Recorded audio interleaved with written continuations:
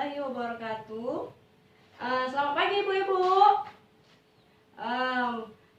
Sehat semua? Alhamdulillah. Kantongnya nggak sehat? Iya. Oh, tapi kan baru pencairan, baru keluar duitnya. Oh iya. Ya. Baiklah, yang kita hari ini menyambung pelajaran kita dari bulan semalam, ya kan? Sebelum mulai pembelajaran, mari kita berdoa menurut agama dan kepercayaan kita masing-masing. Doa dimulai. Doa selesai. Baik ibu-ibu, masih ingat dengan pertemuan bulan semalam? Kita membahas tentang apa bulan semalam pembelajarannya? Iya, cara mengelola keuangan. Udah ada yang mempraktekannya di rumah. Biasanya ibu dengan mempraktekannya menyimpan uang bagaimana? Oh, ada yang menabung di celengan. Ibu Irma? Oh iya, menyimpan di bank ya. Ya. Ini untuk di bulan ini kita belajar tentang cara cermat meminjam dan menabung, ya kan? Di sini ada yang nggak pernah berutang? Oh, semua berutang ya Bu ya. Biasanya berutangnya untuk apa? Ya, untuk beli beras gede-gede. Ya. Kalau misalnya meminjam ataupun berutang, itu memang harus dipikirkan matang-matang, ya kan? Seperti pembahasan kita hari ini, yaitu cermat untuk meminjam. Meminjam ini biasanya kita untuk apa? Kebutuhan, ya kan? Jangan untuk keinginan. Kalau kebutuhan itu kan misalnya kita untuk kebutuhan pokok, misalnya untuk beli beras ataupun belanja lah kita bilang, ya kan? Kalau keinginan contohnya seperti apa ibu? Ya, membeli tas. Terus rokok itu kebutuhan apa keinginan? Ada yang kebutuhan, ada yang keinginan, ya kan? Sebetulnya itu rokok itu termasuk keinginan. Sudah? Baiklah, di sini kita akan menonton film, ya Bu.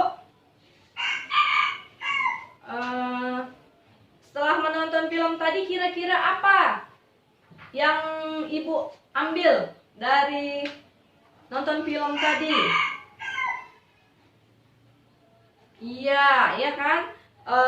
Bahwasanya makanya kita dibilang kita perlu menabung karena kita nggak tahu kebutuhan yang keperluan yang mendadak. Menabung ada yang di celengan atau keinginan sama kebutuhan. Baiklah, di sini kita ada membahas tentang poin-poin sebelum meminjam.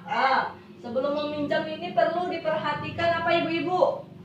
Minjam tadi untuk keperluan apa? Makanya untuk kebutuhan atau keinginan. Kalau keinginan ini bisa ditunda, ya kan? Terus ini sebaiknya hanya untuk memahami kebutuhan, bukan keinginan. Terus di sini ada poin selanjutnya, yaitu apakah ada cara lain yang bisa dilakukan sebelum berutang? Kira-kira apa? Sebelum berutang itu Ibu biasanya menggunakan uang yang mana dulu? Contohnya misalnya yang ada tabungan, ya kan? Ataupun celengan, bisa digunakan itu dulu. Ataupun yang ada emasnya. Nanti kadang suaminya bilang, karena kebutuhan untuk beli beras sudah nggak ada lagi, jualkan adek emasmu itu, katanya kita kan. Jadinya kan istilahnya ada untuk tidak perlu meminjam. Di sini juga dijelaskan jika ada gunakan tabungan atau aset terlebih dahulu, ya seperti emas tadi, ya kan, bisa dijual. Nanti kalau misalnya ada duit kita beli lagi. Terus berapa besar kita perlu meminjam? Di sini misalnya kita perlunya 100.000, ya kan? Ya sudah, kita kalau misalnya memang perlu dan sangat perlu untuk kebutuhan, itu kita meminjam 100.000 memang untuk memenuhi kebutuhan, ya kan? Nah, sesuaikan jumlah pinjaman dengan kemampuan kita untuk membayarnya. Hutanglah berdasarkan jumlah pendapatan kita. Jangan pula pendapatannya cuma 1 juta, ibu minjamnya 5 juta, ya kan? Gimana ibu cara mau membayarnya? Terus di sini bagaimanakah kita dapat membayar kembali pinjaman? Nah, itu dia tadi kan. Misalnya kita kalau minjam ke bank, ya kan? Itu ataupun ke tempat lain, itu harus yang kita perhatikan apa? Bunganya. Cari pinjaman yang bunganya rendah. Jangan pula yang cari yang apa itu? Apa, Bu? Ya, sama rentenir itu ya, yang sering kadang ini. Nah, pastikan dulu tempat peminjamannya ini. Tempat peminjaman cari bunga yang rendah. Udah gitu sesuaikan dengan pendapatan kita. Jangan meminjam melebihi dari pendapatan. Nanti kita nggak bisa bayarnya. Terus di sini kemanakah kita dapat meminjam? Bandingkan tempat-tempat meminjam yang ada. Carilah tempat meminjam yang total pengembaliannya yang murah. Nah, itu tadi. Misalnya kita meminjam ke bank ataupun koperasi, ya kan? Terus ataupun bisa juga sama saudara. Yang penting kita tepat waktu ataupun sesuai perjanjian kapan kita mau mengembalikan uangnya. Biasanya ibu-ibu kalau berutang ini kemana? Ada yang ke bank.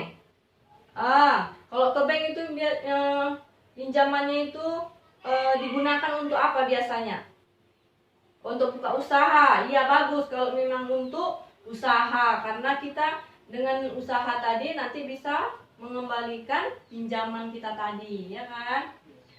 Di sini ada juga gambarnya tentang tempat meminjam, yaitu saudara atau kerabat dekat. Prosesnya itu mudah, ya kan? Tidak perlu jaminan. Kadang ada yang memberikan batas waktu pinjaman, misalnya Bu pinjam nanti saya bisa mengembalikannya seminggu atau 2 minggu kemudian ya Bu, kata gitu kan. Ya nanti si peminjam ini otomatis 1 atau 2 minggu sudah dikembalikan, ya kan. Terus di sini kalau minjam sama saudara tadi, total bunganya ada nggak biasanya kalau sama saudara itu pakai bunga? Biasanya enggak ya. Kalau misalnya kita minjem 100.000, ya kembaliannya 100.000, ya kan? Cara pengembaliannya bisa disesuaikan. Itu tadi misalnya kita meminjam 100.000, kembalikan 100.000. Terus di sini ada tempat peminjamannya itu dengan rentenir atau bank keliling. Prosesnya itu sangat mudah, ya kan? Tidak perlu jaminan, kecuali misalnya kalau pinjamannya itu banyak. Terus di sini ada batas maksimal pinjamannya? Tidak ada. Terus di sini bunganya biasanya ini rentenir ataupun bank keliling ini bunganya itu lebih tinggi, ya kan? Siapa di sini yang minjam kadang ke rentenir? Ada nggak yang menggadai-gadaikan emasnya ataupun apa itu surat-surat atau BPKB kepada rentenir? Ada ya. Iya, itu karena dia apanya? Iya Bu, sangat tinggi, ya kan? Terus periode cara pengembaliannya bisa disesuaikan, ya. Dia harus sesuai ketentuan cara pengembaliannya. Misalnya ada kita sebulan cara pengembaliannya, dicicil setiap minggu 100 gitu. Itu setiap minggu kita wajib bayar. Terus di sini ada kelompok simpan pinjam. Di sini ada nggak yang ibu-ibu buka arisan? Iya kan? Biasanya gantian, ya kan? Nanti yang setelah Ibu Ani udah selesai, ganti lagi Ibu Dede gitu ya. Oh.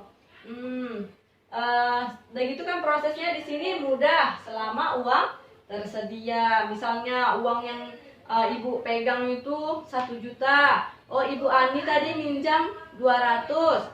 Terus Ibu Dede minjem berapa? 500 misalnya gitu ya kan.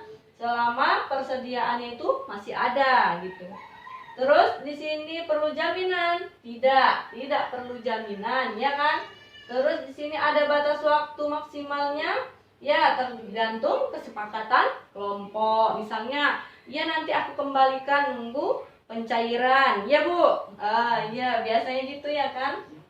Terus bunganya itu cenderung rendah. Biasanya Ibu bagaimana? Ada pakai bunga? Iya, untuk bukunya ya, untuk ganti buku ya. Iya. Terus di sini periode penyelesaiannya itu bisa disesuaikan sesuai dengan kesepakatan dari ibu-ibu. Terus koperasi simpan pinjam, prosesnya itu cenderung rumit, mengisi formulir. Nah, ya biasanya itu kalau di koperasi itu kita harus mengisi formulir. Udah gitu perlu jaminan. Misalnya setidaknya itu apa itu biasanya BPKB kereta ya kan? Pakai BPKB kereta ataupun surat tanah. Terus di sini batas waktu maksimalnya ya tergantung peraturan. Bunganya itu cenderung rendah. Terus pengembaliannya harus disesuaikan dengan ketentuan.